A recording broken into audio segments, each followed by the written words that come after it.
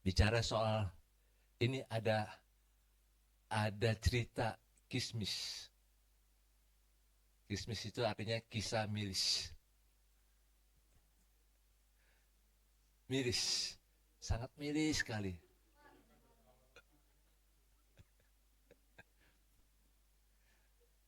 Suaminya seorang nabi, melayani Tuhan dengan sungguh-sungguh. Mati, tinggalin utang. Kadang-kadang juga jadi berpikir ya, kenapa orang yang melayani Tuhan kok mati, setelah mati tinggalin utang, jadi beban untuk keluarganya. Waduh, ini sesuatu yang kita, aduh Tuhan kok milis sekali ya. Ini betul-betul kismis, kisah milis. Jadi memang sesuatu yang sangat menyedihkan. Dan kita bisa lihat dalam 2 Raja-Raja 4 ayat 1 sampai dengan 7. 2 Raja-Raja 4 ayat 1 sampai 7.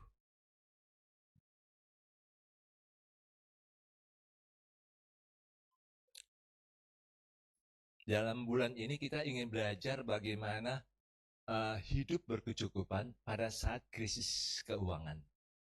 Jadi ada kecukupan-kecukupan yang Tuhan berikan pada saat kita mengalami krisis-krisis keuangan. Saya bicara ini bukan berarti akan terjadi krisis keuangan, tapi kita juga harus antisipasi terjadi sesuatu yang memang tidak bisa kita hindarkan. Nah, mari kita lihat 2 Raja-Raja 4 ayat 1 sampai 7. Kita akan baca berganti-gantian sesuai dengan tanda kalimat koma atau titik 2. Nah, kita akan baca berganti-gantian. 2 Raja-Raja 4 ayat 1 sampai dengan 7. Bisa ditayangkan itunya, Andrew? Firman Tuhan ya.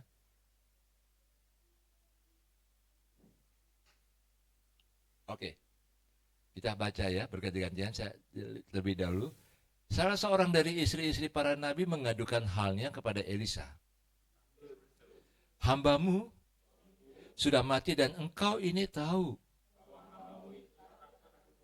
Tetapi sekarang, jawab Elisa kepadanya, beritahukanlah kepadaku apa-apa yang kau punya di rumah. Hambamu ini tidak punya sesuatu apapun di rumah. Lalu berkatalah Elisa, mintalah bejana-bejana dari luar, bejana-bejana kosong, tapi kemudian masuklah dan tuanglah minyak itu ke dalam segala bejana, angkatlah, ditutupnyalah pintu sesudah ia dan anak-anaknya masuk. Sedang ia terus menuang, berkatalah perempuan itu kepada anaknya. Tetapi jawabnya kepada ibunya, lalu berhentilah minyak itu mengalir. Dan orang ini berkata, jualah minyak itu dan hiduplah dari lebihnya. Ya, memang ini yang luar biasa yang terjadi. Bagaimanapun juga selalu ada pertolongan Tuhan. Tapi yang sangat miris di sini adalah janda ini mengeluh, ada hutang yang sudah itu tempo. Biasanya ini kalau orang jatuh ini sakit jantungan ini, karena jantungnya lebih banyak. Tapi ini yang terjadi. Saya berenung ya, kok ini bisa terjadi ya? Padahal kalau orang yang melayani Tuhan, pasti Tuhan pelihara, Tuhan jaga, Tuhan berkati. Tapi kok ada hutang? Kalau misalnya dalam situasi saat ini ya, saya bayangkan ini situasi saat ini, harga-harga mulai naik, gajinya tetap sama, nggak naik-naik. Kemarin ada pembicara yang di camp itu, dia dari Ternate, dia kirim tiketnya ke saya, karena saya kejar dia. Pastikan ini jam berapa tiba di Bali-nya, dan dia kirim tiketnya. Waktu tiketnya, dari Ternate, Makassar, Surabaya, Bali, Harga tiketnya 3,7 juta. Harga pesawat 2,1 juta. Harga pajak, jumlah pajaknya 1,7 juta. Jadi saudara bisa bayangkan berapa pajaknya? 70%. Wow, saya bilang, gila ini. Naik pesawat itu makanya mahalnya di Indonesia itu pajaknya. Pajak airportnya, pajak bayar tiketnya, dan segala sesuatunya. Dan saya lihat, wah ini luar biasa. Coba sekarang ini, cari beras yang 74.000 lagi. Nggak ada. Semua 90-an. Kalau yang mau 70-an ya SHP apa? Yang dari Bulog gitu. Ya inilah kenyataan. Mau nggak mau akhirnya pengeluaran lebih besar daripada pemasukan. Mungkin hamba Tuhan ini, Nabi ini juga mengalami hal yang seperti itu. Dia penghasilannya semakin nggak tambah-tambah, tapi pengeluarannya harus bertambah lagi. Sehingga membuat dia juga mau nggak mau harus pinjol kali. Ada pinjaman. Dan itu artinya memang hutang harus ada. Pada saat mati nabinya ini, istrinya jandanya ini betul-betul ketakutan. Nah, hari ini kita bahas firman Tuhan yang tidak berarti di mata kita, tapi itulah yang dipakai Tuhan untuk menolong kita. Kadang-kadang kita berpikir, ini nggak ada apa-apa nih, apa yang saya punya nih nggak ada apa-apanya nih, nggak bisa menolong saya. Apa yang saya bisa miliki nih, yang saat ini saya miliki nih nggak ada apa-apanya, nggak bisa menolong saya. Suatu kali ada seorang suami berdoa gini, Tuhan, saya marah Tuhan, karena saya nggak punya apa-apa. Dia berdoanya di depan istrinya. Saya nggak punya apa-apa. Waktu begitu amin, istrinya protes. Memang yang buat kopi siapa? Kamu suruh saya bikin kopi setiap hari itu siapa? Saya. Masa kamu nggak punya saya? Makanya bersyukurlah kalau masih punya pasangan. Walaupun ngomel-ngomelnya masih kencang ya. Itulah sebabnya, walaupun itu tidak berarti di mata kita, tapi sebenarnya itu yang dipakai Tuhan untuk menolong kita. Ini yang kita belajar dari perempuan, dari janda ini. Karena janda ini bilang dalam 2 Raja-Raja pasal 4 ayat 2 itu, dia katakan, hambamu ini tidak punya apa-apa di rumah, kecuali sebuah buli-buli berisi minyak. Coba Andrew videonya, itu untuk kita tahu buli-buli minyak ya, video yang sudah saya siapkan Andrew. Karena itu bukan buli-buli yang besar, ini buli-buli yang kecil, hanya segenggam tangan kita ini.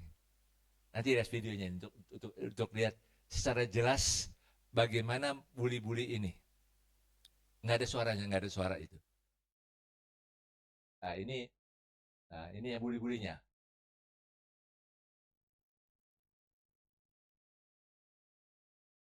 Kecil kan? Itu nggak sampai 300 ml kali, atau mungkin 200 ml kali. Tapi kecil sekali. Artinya minyak yang sebuli-buli itu tuh yang sangat kecil. Nggak ada arti apa-apa.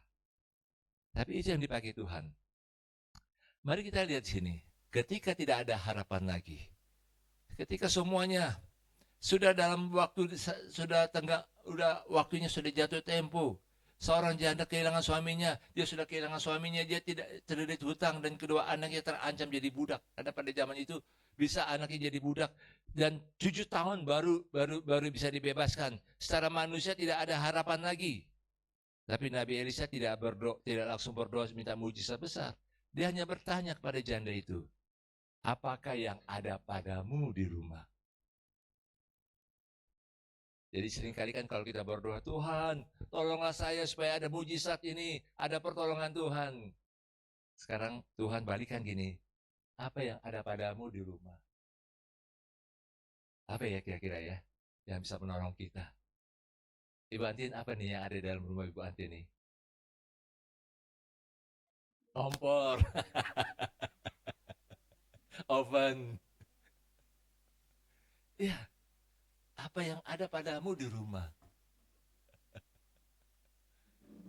Banyak orang kan berpikir, saya udah miskin, saya nggak punya modal besar, saya nggak punya koneksi dengan orang-orang kaya, saya nggak punya apa-apa lagi, nggak punya harapan lagi.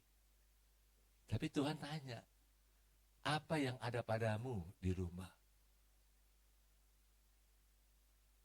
Saya nggak punya apa-apa dan punya istri, punya suami yang masih sehat, yang masih bisa bekerja, punya anak, punya kesehatan. Apa yang ada padamu di rumah?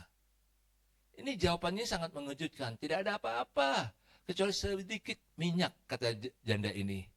Justru sedikit minyak itu yang menjadi pintu pertolongan Tuhan. Jadi Bapak Ibu, seringkali kita pikir hal-hal yang biasa kita lihat di rumah itu kayak biasa-biasa saja ya nilainya ya di mata kita. Hal yang sangat kecil, nggak mustahil lah bisa menolong saya kalau dalam kesulitan saat ini. Tapi justru itu yang Tuhan pakai loh. Saya senang Ibu Lin ada sempat ngomong sama saya beberapa waktu yang lalu. Saya mau bikin kue lagi nih. Wah, saya bilang itu dia.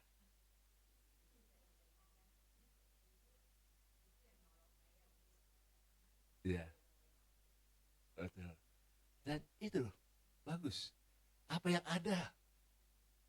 Hal yang kecil ya, nggak berarti ya istilahnya kalau menurut kita tuh nggak berarti. Walaupun itu kecil. Tapi kalau kita lihat ini lakukan di hadapan Tuhan, itu pertolongan Tuhan nyata loh. Pertolongan Tuhan nyata. Kemarin waktu persiapan camp itu sebulan sebelumnya masih hitung-hitung, wah kurangnya sekitar kurang lebih 30 juta lagi. Wah bagaimana nih cari duit nih? Wah dia bilang bikin tur, bikin jualan apa? Ya bikin jualan apa gitu. Terus bikin kaos. Ada yang punya ide gitu. Ya bagus juga puji Tuhan. Tapi menjelang hari hanya cukup semuanya. Sudah selesai hari ketiga saya tanya Ibu ini, sisanya berapa nih? Wah bisa 20 jutaan. Puji Tuhan. Artinya apa? Nggak ada apa-apanya. Tapi sebenarnya kalau kita jalan bersama Tuhan, Tuhan bisa berkati dengan berlimpah. Jadi Bapak Ibu jangan anggap enteng yang ada dalam rumah kita. Itu cara Tuhan bisa menolong kita. Ada sesuatu Tuhan berkata, ada sesuatu yang Tuhan taruh, yang aku sudah taruh di tanganmu, di rumahmu. Jadi kadang-kadang kita berdoa untuk ada pertolongan Tuhan, tapi sebenarnya Tuhan sudah taruh di rumah. Tuhan sudah buat ada dalam diri kita. Cuman kita nggak ngeklik. Kita pikir ini susah, ini nggak mungkin, nggak bisa dipasarkan, nggak bisa dijual di mana. Tapi saya ingin beritahu, Tuhan katakan, aku sudah taruh di rumahmu, di tanganmu. Next slide. Mari kita lihat sini. Tuhan memakai apa yang kita anggap kecil. Nggak ada apa-apanya. Minyak zaitun adalah benda biasa di setiap rumah Yahudi, orang Yahudi, untuk memasak penerangan dan pengurapan. Karena terlalu biasa, janda itu menganggapnya tidak berarti. Jadi karena sudah biasa sehari-hari, janda Nabi itu bilang, Tuhan ini nggak ada apa-apanya. Cuman paling banyak mungkin 300 ml. Atau mungkin 200 ml. Atau mungkin 100 ml. Utangnya banyak numpuk. Tapi bagaimana ini bisa menolong saya dalam melihat, menjawab setiap masalah saya, bisa bayar hutang-hutangnya ini. Ini yang memang menjadi pergumulan janda ini.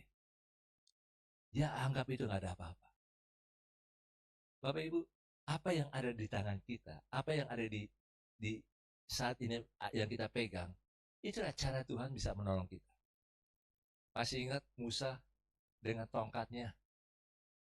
Tongkat yang dia pakai 40 tahun di Median untuk mengembalakan kambing dombanya.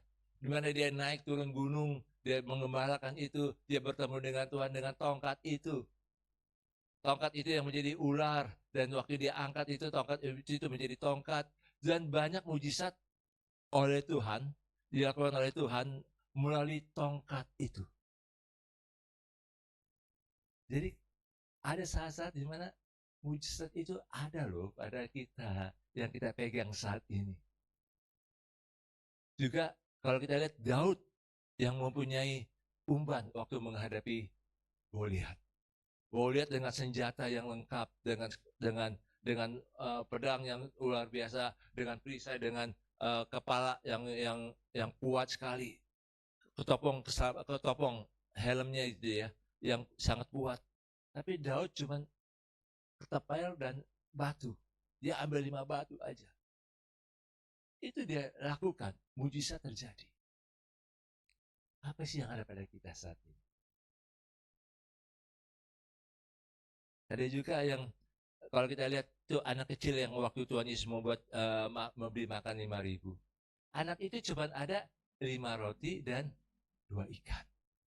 Apa artinya? Kita selalu berasumsi apa artinya. Itu nggak bisa mencukupkan. Tapi kalau di tangan Tuhan yang kecil itu menjadi besar. Menjawab setiap masalah kita. Apa yang mungkin kita anggap kecil? Misalnya kesehatan sederhana, pekerjaan kecil, usaha rumahan, kemampuan masak, talenta bernyanyi, waktu melayani. Jangan meremehkan. Tuhan bisa memakainya untuk hal yang besar. Jadi apa sih yang kita bisa buat? Tuhan bisa pakai untuk hal yang besar. Dan ini yang kalau kita bisa berikan kepada Tuhan, apa yang kita punya, Tuhan bisa berkati. Ada di Surabaya seorang ibu waktu dia COVID, waktu suaminya kehilangan pekerjaan, saat pandemi itu dia mulai bikin kue basah, mulai menjual 20 kotak setiap pagi. Tapi saat ini sudah menjadi untuk mempekerjakan puluhan orang. Hal yang kecil, yang nggak ada apa-apanya. Jadi sebenarnya hidup kita itu terjamin loh oleh Tuhan. Dari hal-hal yang kecil, yang kita pikir itu nggak ada apa-apanya. Tapi Tuhan bisa memakai apa yang kita anggap kecil. Berikutnya, dalam poin yang kedua ini, Tuhan meminta kita melihat berkat yang sudah ada. Tuhan meminta kita untuk melihat berkat yang sudah ada. Elisa bertanya, apa yang ada padamu? Bukan meminta hujan uang dari langit, bukan minta supaya ada burung itu bawa emas 10 gram. Dulu pernah ada orang bilang gini, ayo kita berdoa, minta Tuhan curahkan debu-debu emas dari langit. Sambil kita berdoa gini, ada emas, ada debu emas. Saya bilang ini ngawur sekali. Di surga tuh nggak ada rekening. Saya belum pernah dengar, belum pernah dalam Alkitab juga nggak pernah dijelaskan di surga nggak ada rekening. Nggak ada tuh transferan dari surga ke bumi. Tapi yang ada adalah iman kita itu loh. Bahwa Tuhan bisa melakukan sesuatu yang kita pikir itu sebenarnya sudah ada berkat. Jadi seringkali kita fokus apa yang tidak kita miliki, bukan pada apa yang sudah Tuhan berikan. Sekali lagi saya ulangi di sini, kita lebih banyak kita fokus kepada yang tidak kita miliki atau yang mungkin kita kehilangan. Apa yang kehilangan dari kita, bukan pada apa yang Tuhan sudah berikan, apa yang Tuhan sudah lakukan dalam hidup kita. Mungkin kita juga berpikir, aduh kok saya sendirian. Padahal ada orang yang Tuhan utus untuk mendoakan kita, datang mendoakan kita. Ada yang merasa, kok hidup saya sendirian, gak ada yang peduli sama saya. Betapa menyedihkan orang-orang kayak gini. Ini ya kismis, kisah-kisah miris. Daripada berkata, saya tidak punya modal atau saya tidak punya kesempatan, mulailah bertanya, apa yang Tuhan sudah berikan. Coba kita duduk tenang, menguasai diri, kita berpikir, apa yang Tuhan sudah berikan ya? Dari hari kemarin, dari minggu lalu, dari 2 minggu lalu, dari 1 bulan lalu. Apa yang Tuhan sudah berikan kepada saya? Coba kita lihat, bagaimana Tuhan pelihara hidup kita sepanjang bulan Juni. Apa yang Tuhan akan lakukan dalam bulan Juli ini? Kita lihat, oh ini yang Tuhan buat. Atau kita juga harus menyadari siapa yang Tuhan sudah tempatkan di sekitar saya. Kita mungkin kenalan dengan orang-orang yang kita nggak pernah pikirkan. Tiba-tiba Tuhan temukan dan orang ini bisa menolong kita. Tapi mungkin kita pikir, aduh ini susah nih orang ini nggak bisa di ini. Enggak, kita harus bisa terbuka. Oh iya, ini Tuhan kirim orang ini untuk bisa menolong saya, memberikan wawasan kepada saya. Waktu dia memberikan sesuatu wawasan, kita harus terima, oh iya benar. Benar, saya harus berubah. Saya harus klik dengan apa yang dia bilang itu. Bapak, Ibu, dan Saudara, kita seringkali waktu mendengar orang memberikan masukan yang positif, kita bilang, itu nggak mungkin lah. Itu mustahil untuk saya lah. Itu berarti kita sudah menutup diri, ada benteng yang kuat dalam diri kita. Itu mustahil, nggak bisa. Oh, dia nggak ngerti saya. Dia nggak tahu pergumulan saya kok. Padahal Tuhan sudah beritahu pada kita, ini loh, tinggal kita ngeklik apa enggak. Apalagi kalau sekarang kayak AI gitu, saudara. Saudara nggak bisa pusing-pusing, harus kursus AI. Saudara tinggal tanya aja sama orang yang ngerti, dan waktu dia kasih prompting ya, ikutin aja promptingnya. Prompting apa ya? Maaf ibu-ibu, nggak ngerti. Perintah-perintahnya dalam di AI itu. Langsung itu keluar. Ikutin aja. Apa yang orang lain cerita sedikit, kita tinggal ikutin. Oh, ini caranya. Itu gampang sekali. Nggak perlu lagi belajar, wah ini bagaimana caranya pakai coding apa enggak. Tapi tinggal ikutin aja dengan bahasa kita. Nah, itu sebabnya kalau ada orang yang Tuhan kirim menolong kita, memberikan masukan-masukan positif, mari kita belajar. Kita belajar dari dia. Jangan kita pikir, dia nggak ada apa-apa. Jangan. Justru ada orang-orang yang Tuhan kirim menolong kita sebenarnya. Dan talenta apa yang saya miliki? Kemampuan apa yang Tuhan bisa berikan kepada kita? Mari kita belajar di sini.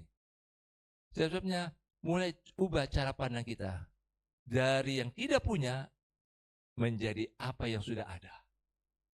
Jangan kita bilang saya nggak punya apa-apa. Jadi mari kita lihat apa yang sudah ada pada saya. Apa yang saya miliki saat ini, apa yang Tuhan berikan kepada saya saat ini. Kenali talenta dan orang yang ada di sekitar kita. Kenali, apa sih kelebihan-kelebihan orang itu. Jawaban doa sering sudah ada di dalam rumah sendiri.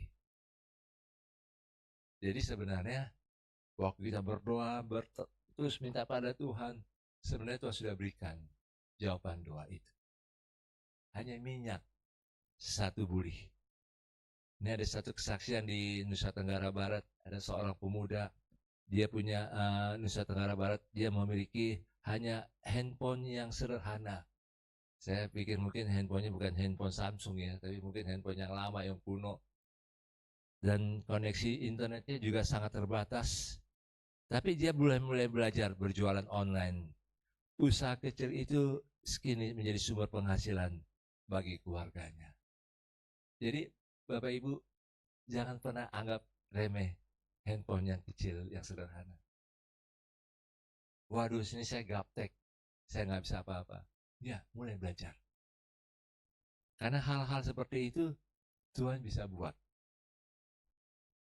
Yang ketiga yang kita belajar di sini, Tuhan meminta ketaatan sebelum melakukan mujizat. Elisa bilang sama janda itu, pergilah, mintalah bejana-bejana itu kepada tetangga-tetanggamu. Jadi minta bejana-bejana itu kepada tetangga-tetanggamu. Ibu Lim, kalau misalnya Ibu Lim, saya bilang ini, Bu Lim, pulang, pinjam panci-panci sama tetangga-tetanggamu. Kira-kira apa yang Ibu lakukan ini?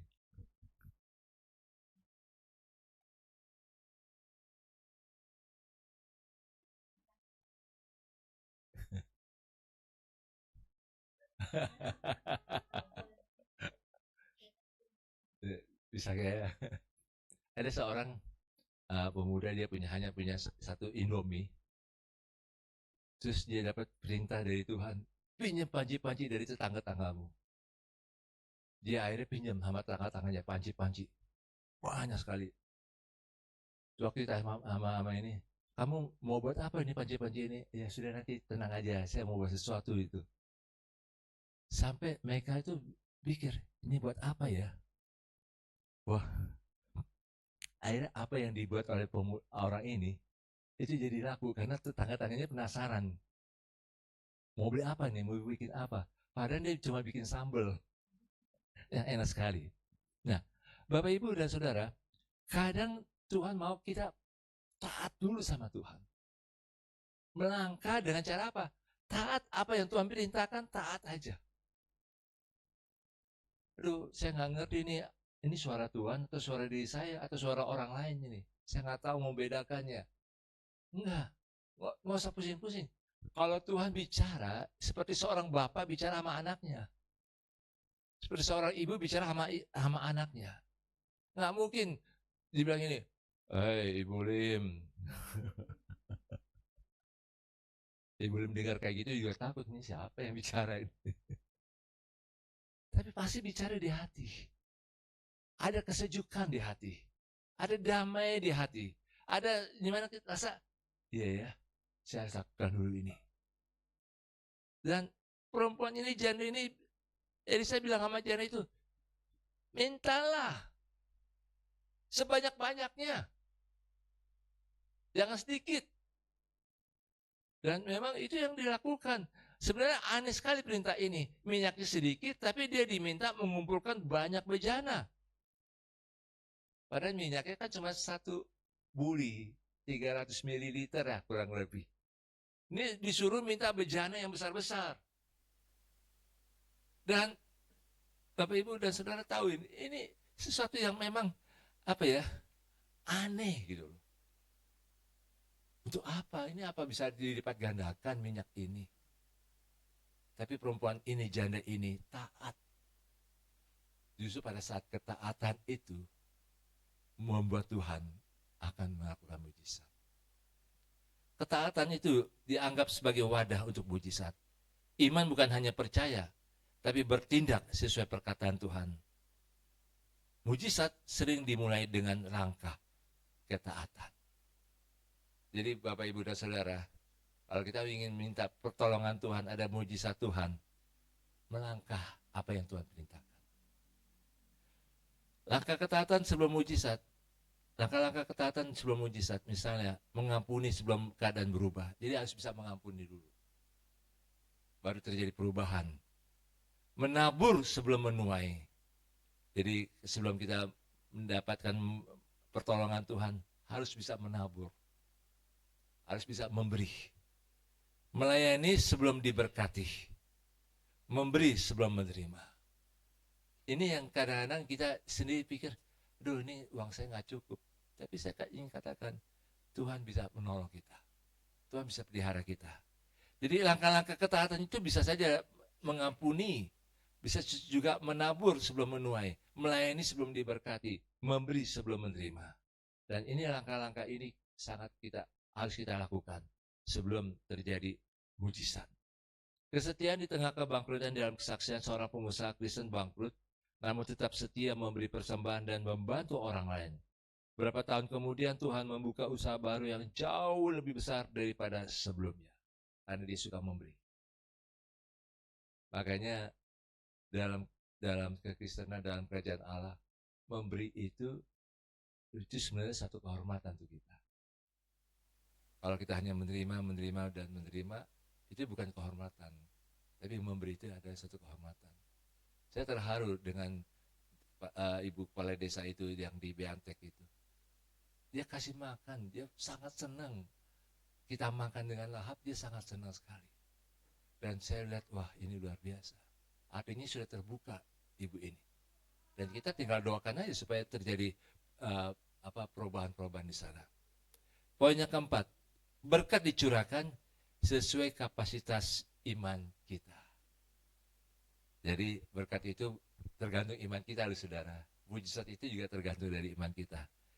Jadi perempuan ini waktu dia minta sama anak-anaknya juga, ayo kita pinjam, kita minta bencana-bencana itu.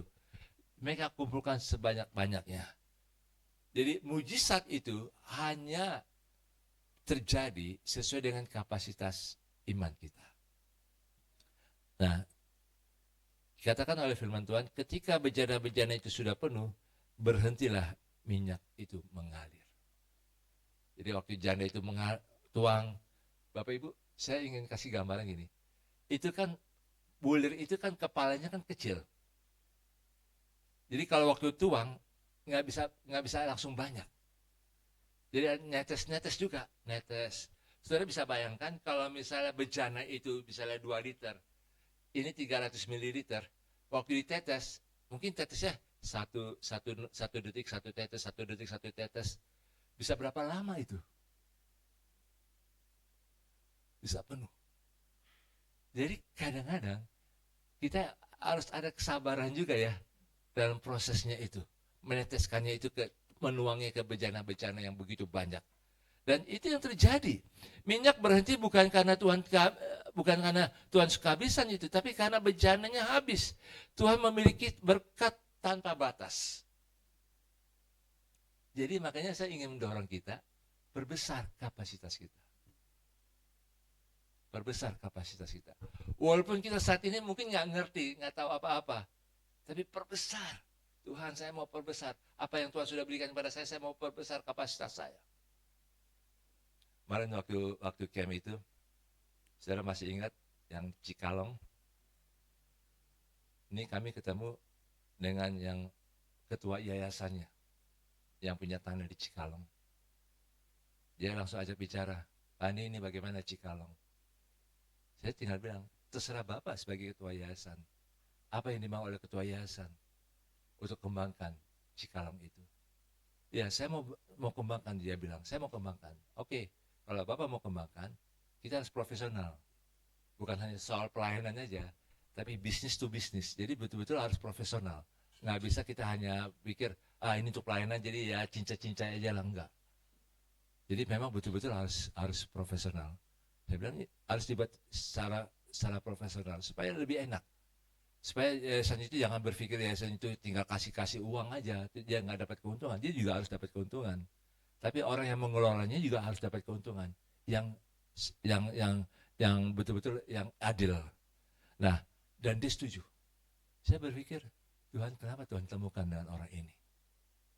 Padahal saya juga nggak terlalu kenal dekat, tapi saya lihat, wah kalau dia ajak bicara gini berarti dia serius. Nah, Bapak Ibu, perbesar kapasitas. Kalau Tuhan koneksikan kita dengan orang-orang tertentu, perbesar kapasitas kita. Setiap waktu ada perubahan loh, ada perubahan dalam hidup kita. Ada perubahan dalam hidup kita. Mungkin kita saat ini bekerja di kantor, tapi suatu saat nggak kerja di kantor. Kok kayak gitu? Iyalah. Kalau kita masih mau di kantor, padahal Tuhan mau pimpin kita berubah, ada perubahan yang Tuhan sedang bawa kita dalam mengalami perubahan, kita juga harus ikutin apa yang Tuhan mau. Apa yang Tuhan mau. Kalau misalnya Ibu Lim selama ini urus cucu-cucu, suatu saat kan harus urus cucu-cucu lagi kalau cucu-cucunya udah gede. Kalau sudah besar, harus ada perubahan dalam hidup kita. Kita juga harus siap ada perubahan-perubahan dalam hidup kita. Makanya jangan heran kalau waktu saudara lihat sini ada spanduk dijual. Wah, pindah lagi. Sini sudah enak kok. Sudah ada segala sesuatu Alvin ya. Alvin sudah nggak perlu biaya lagi ongkos. Kalau dijual, kalau ke gereja mesti ada ongkos lagi. Apa yang kita harus lihat sini? Pasti ada perubahan. Tuhan mau perbesar kapasitas kita dengan ada perubahan itu, saudara. Makanya kalau ditulis dijual, kita harus perbesar kapasitas kita nih. Untuk apa? Supaya Tuhan sediakan. Tapi harus dengan usaha kita juga. Ada kapasitas. Dan sebabnya Tuhan memiliki berkat tanpa batas dan seringkali kapasitas iman kita yang terbatas. Ketika hujan turun, ada yang membawa ember besar, ada yang membawa gelas kecil. Hujannya sama, tapi hasilnya berbeda. Jadi itu sebabnya kita harus berbesar, siapkan diri kita untuk dapatkan berkat Tuhan yang besar. Perbesar kapasitas iman Anda. Berani bermimpi, berani melayani, berani melangkah, berani percaya. Datanglah dengan bencana besar, bukan gelas kecil. Jadi harus berani bermimpi. Orang tua harus berani bermimpi. Mau punya apa ke depan ini? Mau buat apa? Saya senang dengan Pak Andi Prawira yang di Bali itu. Kita ini orang-orang tua sekarang ini harus bisa bermimpi besar. Saya bilang, wah ini bagus. Bermimpi. Sebetulnya, mari perbesar. Anak-anak muda harus melakukan, harus berani. Jangan pernah berpikir seolah-olah kita nggak punya apa-apa. Tuhan akan pimpin kita loh. Tuhan akan pimpin kita. Sebetulnya saudara, ada kesaksian ini dari seorang guru sekolah minggu. Dia memulai pelayanan dari hanya 5 anak. Hari ini pelayanannya menjangkau ratusan anak. Ia menyediakan bencana besar bagi Tuhan. Jadi kita harus perbesar kapasitas kita. Supaya Tuhan mencurahkan berkat-Nya. Oh kalau gitu capek dong. Iya. Saya sama Ibu Leni sudah sepakat. Ya sudah sampai kita masih kuat, jalan teruslah. Harus bisa.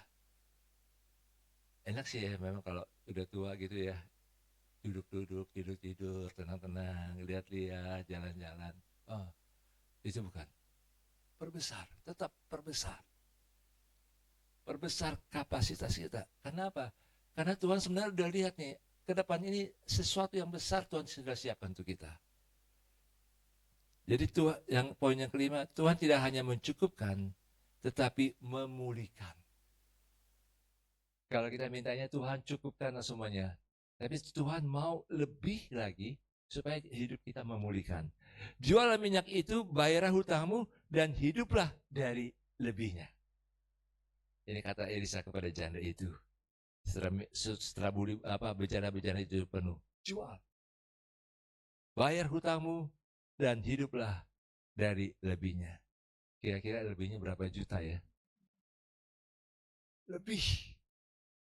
Sudah cukup untuk kehidupan nanti ke depan. Tuhan bukan hanya membayar hutang janda itu, tapi Tuhan juga menyediakan masa depannya. Dia bukan hanya Allah yang menolong keluar dari masalah, tapi Allah yang memulihkan hidup. Jadi Bapak Ibu kita lihat di sini. Tuhan pasti melimpahkan berkat-Nya. Tuhan sudah siapkan untuk hidup kita yang akan datang. Krisis yang berubah menjadi kesaksian kelimpahan. Banyak keluarga di Indonesia pernah mengalami krisis ekonomi, kehilangan pekerjaan dan kegagalan usaha. Namun ketika mereka tetap berharap kepada Tuhan, Tuhan membuka jalan yang tidak pernah mereka pikirkan. Tuhan sanggup mengubah kekurangan menjadi kelimpahan. Saya bersyukur kemarin waktu di camp itu ketemu dengan ketua umum Kingdom Business Community. Dan mereka punya konsep-konsep bagaimana mengelola keuangan. Dan saya ingin belajar. Jadi nanti tanggal 18 Juli kami akan bicara dengan dia juga bagaimana membuat program supaya bisa melengkapi banyak anak-anak Tuhan itu bisa mengelola keuangan. Karena saat ini yang paling sulit bagi anak-anak Tuhan itu adalah susah mengelola keuangan. Ada uang banyak, langsung jajan. Langsung Ibu Lim yang bilang ya ke mall ya. Langsung memuaskan dirinya. Tapi tidak tahu bahwa semuanya itu harus kita kelola. Ada seorang yang bilang gini sih, kalau uang kita saat ini 1 juta, tapi tahun depan 500.000, berarti kita salah mengelola. Kalau aset kita 1 juta, tahun depan 500.000, kita salah mengelola. Harus lebih naik lagi. Sebenarnya kita perlu ada hikmat dari Tuhan, bagaimana mengelola keuangan. Sebenarnya Tuhan tidak hanya mencukupkan, tapi juga mau menyediakan masa depan untuk kita. Terjamin dalam hidup kita. Sebenarnya jangan takut. 5 kebenaran ini yang kita belajar dari buli-buli minyak itu, bahwa Tuhan memakai apa yang kita anggap kecil. Tuhan meminta kita untuk melihat berkat yang sudah ada. Tuhan juga meminta kita untuk taat saja sebelum mengalami mujizat. Ketaatan kita itu penting. Tuhan juga mau mencurahkan berkatnya sesuai kapasitas iman kita. Tuhan tidak hanya mencukupkan, tapi memulihkan. Itulah sebabnya saudara, apa yang kita anggap tidak berarti hari ini, jangan remehkan sedikit uang yang ada di dompet kita. Jangan remehkan. Selalu ada kecukupan yang Tuhan berikan. Sedikit kemampuan yang ada pada kita. Kita pikir kalau kita bandingkan dengan orang lain, kita nggak ada apa-apa. Tapi itu kemampuan yang ada pada kita itu bisa menjadi berkat, bisa jadi alat Tuhan untuk menolong kita. Rumah yang sederhana, usaha kecil, talenta yang kelihatannya biasa-biasa saja, waktu yang terbatas. Semuanya itu sebenarnya ada berkat. Dalam kerajaan Allah, tongkat Musa bisa membelah laut. Umban Daud bisa mengalahkan raksasa. 5 roti memberi makan ribuan orang. Sedikit minyak menyelamatkan sebuah keluarga. Hal yang kecil di tangan Anda hari ini mungkin adalah alat yang sedang Tuhan siapkan untuk menolong Anda besok. Sebabnya saudara, serahkanlah pada Tuhan apa yang kita miliki. Jangan berkata, saya tidak punya apa-apa. Tapi katakanlah, Tuhan, inilah sedikit yang ada padaku. Pakailah untuk kemuliaan. Saudara, Tuhan bisa lakukan hal yang kita anggap kecil, nggak ada arti apa-apa. Tapi Tuhan bisa membuat pertolongan yang luar biasa. Amin.